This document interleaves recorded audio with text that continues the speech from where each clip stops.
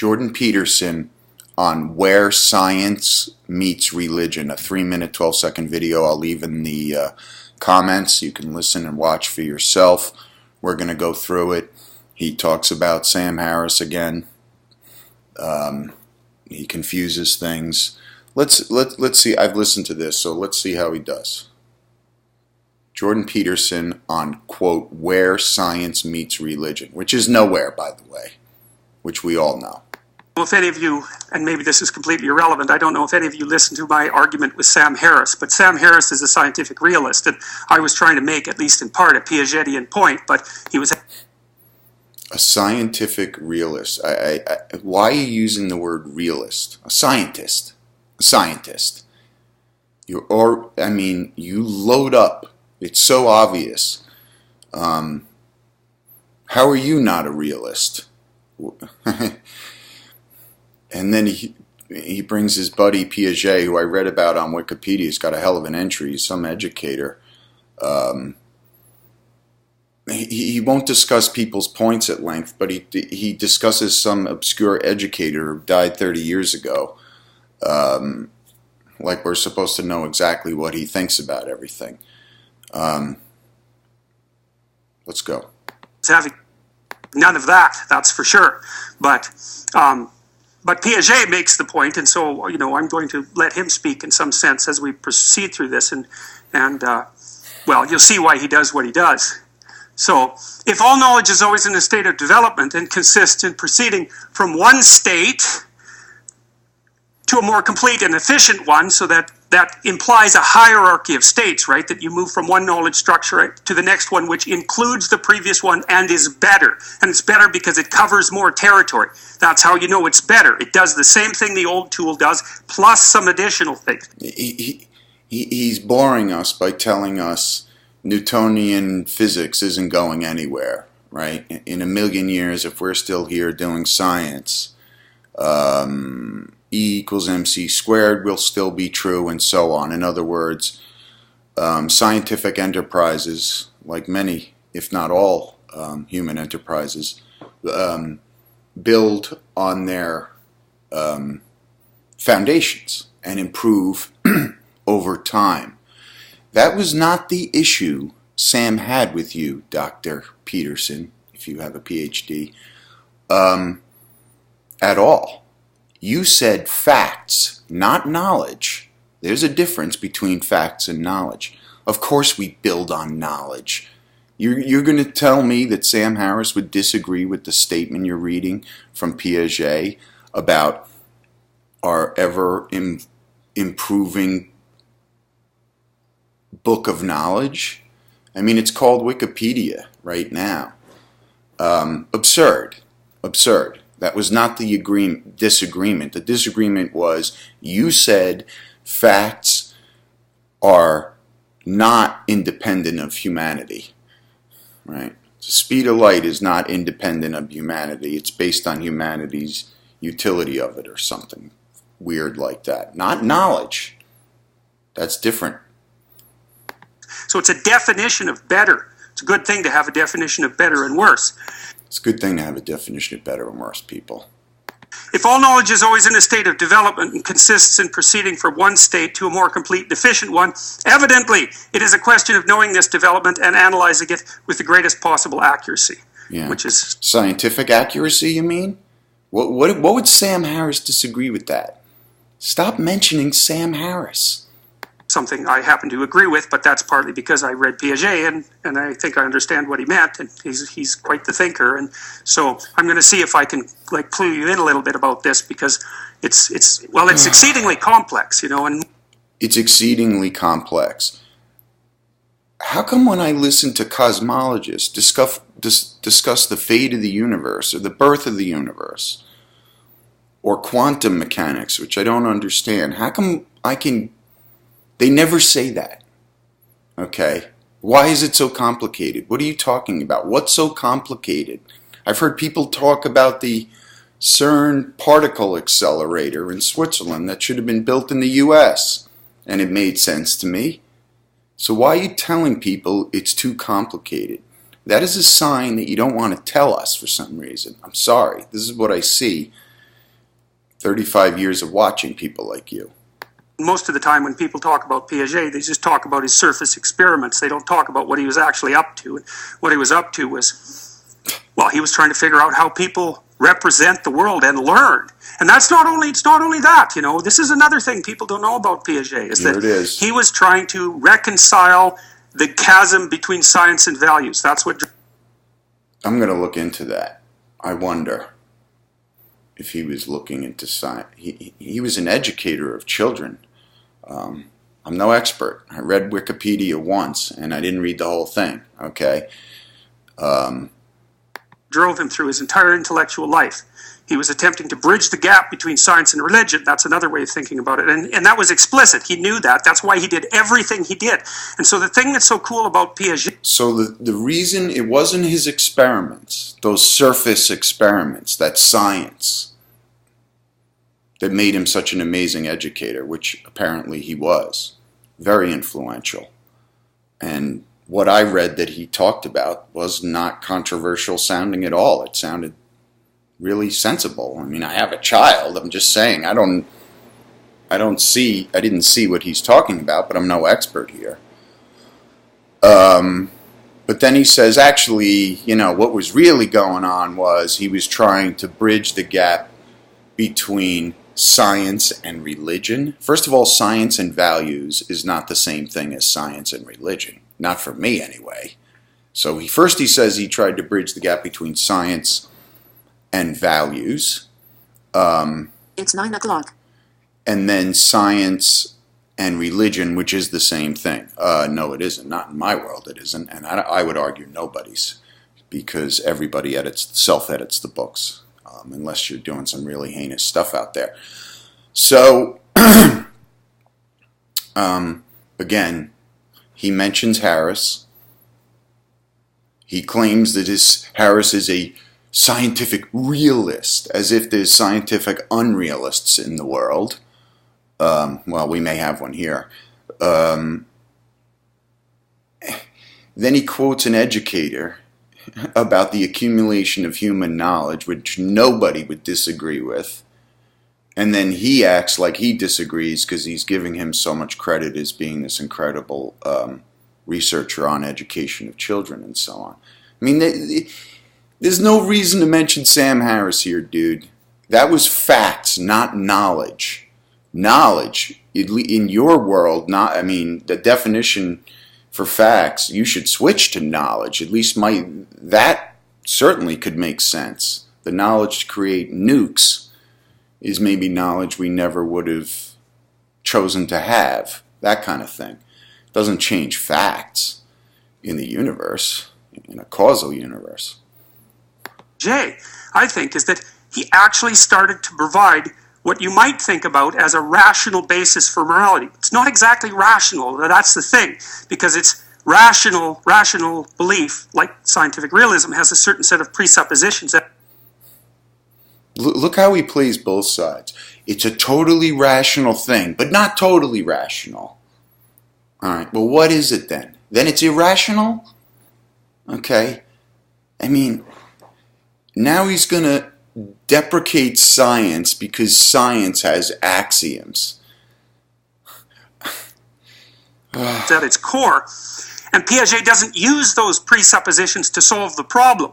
The problem's so deep, the gap between what is and what ought to be, that's the David Hume's problem. You can't derive an ought. He's telling his students that the gap is so deep between ought and is, okay, which he's...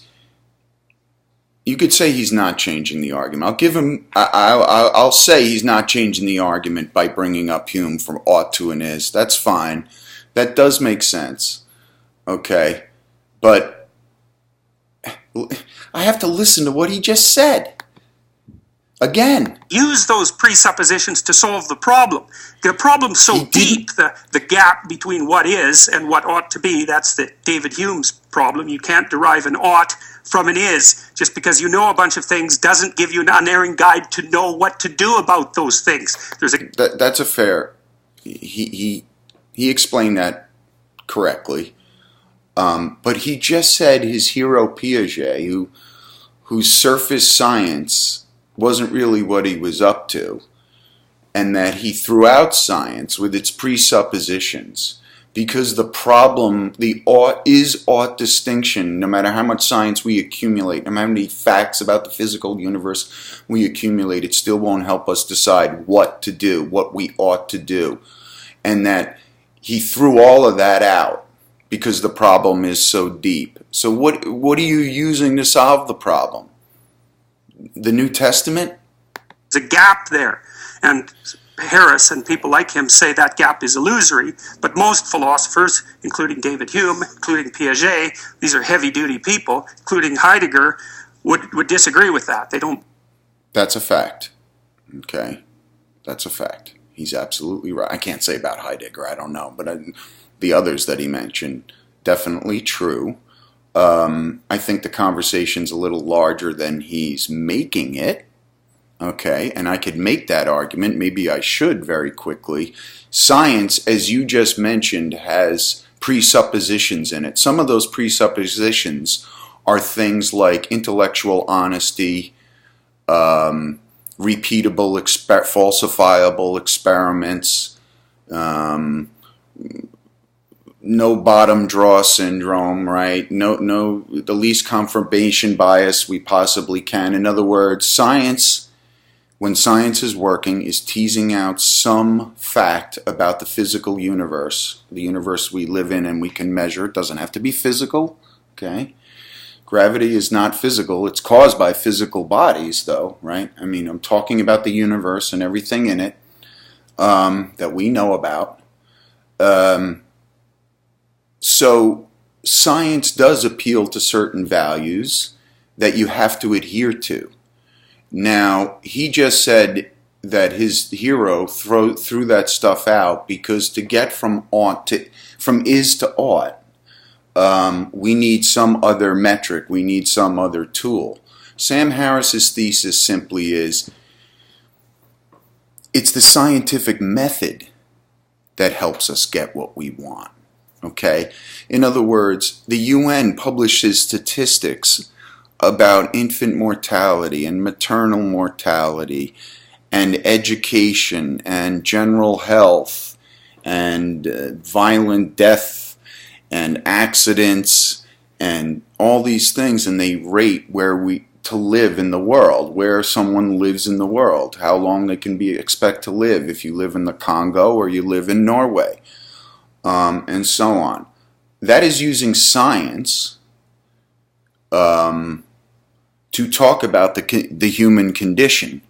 And then you could say, well, then our resources, if we're compassionate, should go towards those that have the least, and so on. In other words, the way you make determinations about what we need can be done with science. Can elucidate what the problems actually are. And we don't have to fight over ought. If the one disease is killing the most children under 5 in the world for the last 50 years, science is going to help us get rid of that. And if a theologian walks into the room and says, why are you bothering saving 5-year-olds? Where are you getting this ought from? We'll sit down and have a conversation about it if he doesn't understand why saving 5-year-olds is worthwhile. Okay? We don't need to get hung up on this. It's not that complicated. Let's go on. It almost ends here, but again, he just said his scientific hero, science was not worth talking about, which is bullshit. How did he research children? He watched children for decades. That's called collecting science. I'm sorry. Believe that gap is non-existent, and Harris believes that you can nest values within science, and that's the proposition that he continually puts forward, like most. Nest values within science. There are values. I already talked about it. They don't believe that gap is non-existent, and Harris believes that you can nest values within science, and there are. I just talked about that. Of course, science has the highest values. What has higher values than the facts, the facts, the facts? Name another industry where you get credit for calling your own errors, other than golf, by the way, which is an honor system because you can't be watched all the time. If you call a penalty on yourself in golf, even though you were 30 yards off the fairway and nobody saw it, your reputation grows positively. Okay, when people find that out.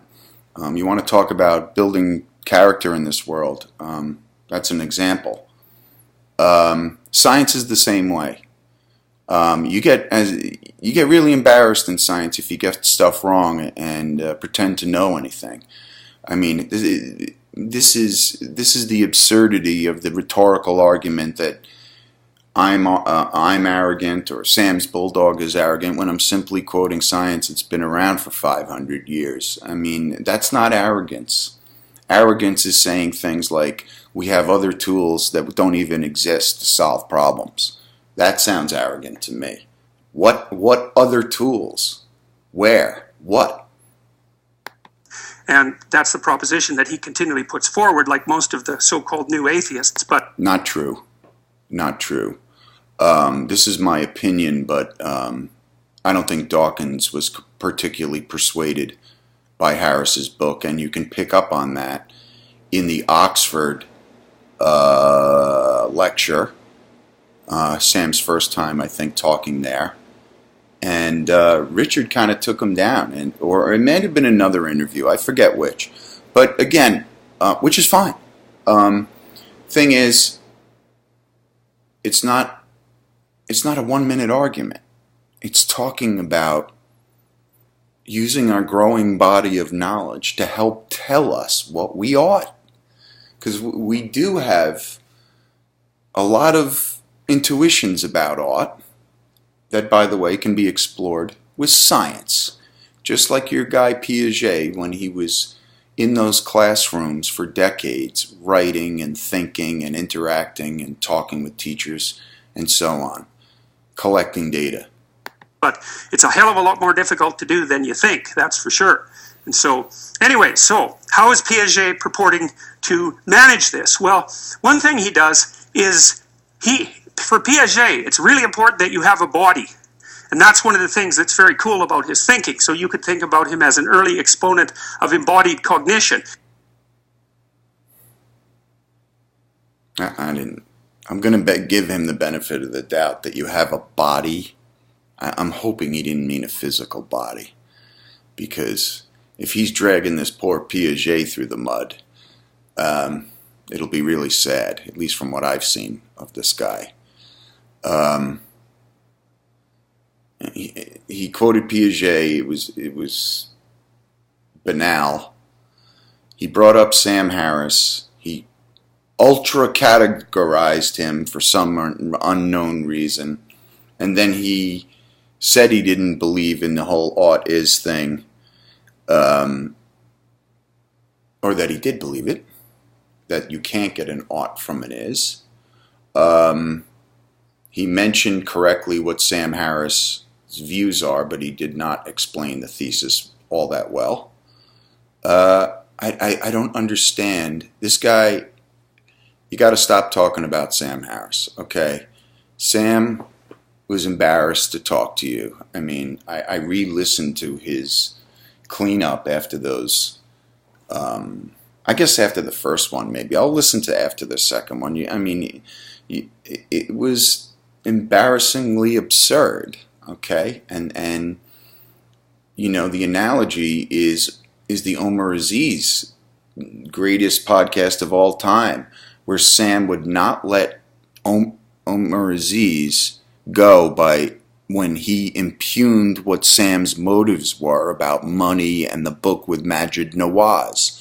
Sam would not let it go when he was impugning these motives that are not public motives. In other words, he was guessing why Sam was doing X, Y, and Z, and the guesses weren't very nice, and Sam wouldn't let it go. 45 minutes of trying to roast the guy for suggesting the book was written for any other reasons that he said. That's Sam's personality. So when a guy comes on and says a fact isn't a fact, okay, and then keeps saying, well, I could be wrong, but a fact isn't a fact. I mean, where are you going to get anywhere in a conversation if a fact isn't a fact? I mean, this guy, intellectuals got to stay away from him. Okay, you got to, Ruben and all the big podcasters, do not invite this guy on. I mean, he sucks. He sucks. And he's collecting $50,000 a month in Patreon, which is legal. It's fine, whatever. Now he wants to start an online school, which I hope doesn't have his classes on it. If it has real classes on it, that would be great because it'd be free. For apparently for Canadians, I guess for all of us, I don't know. But this guy's terrible. I mean, he just continues to astound me. And stop mentioning the new atheists, okay? Or tell them what they got wrong and explicitly tell us what your positions are. Embarrassing, man.